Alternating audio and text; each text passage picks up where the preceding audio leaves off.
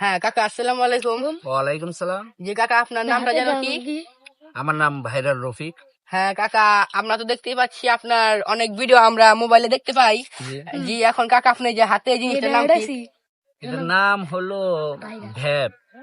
হ্যাঁ কাকা, ভ্যাপ। এটা তাহলে দাম কত নিছে? এটা আনছি মালয়েশিয়া থেকে। এটার দাম নিছে 1,17,000 টাকা। বাহ, তাহলে এটা তো আমরা জানি আমি এটা কোনো ফ্লেভারে গপ্প চলে। করি না বাতিজা, আমি গপ্প করি না। গপ্প আমার করার প্রয়োজনও নাই। এই মোবাইলটা এই হাতের ঘড়িটা দেখছো, আমি এটা আনছি দুবাই থেকে। এই ঘড়িটার দাম নিছে 5 লক্ষ টাকা। আমি মানুষের কাছে গপ্প করুম না, না না না, আমরা তো আমার জানি। গপ্প করার কোনো প্রয়োজন নাই। এই যে গেট আপ চশমাটা দেখতেছো, এই চশমাটা আনছি থাইল্যান্ড থেকে। চশমাটার দাম হইলো 17 লক্ষ টাকা নিছে।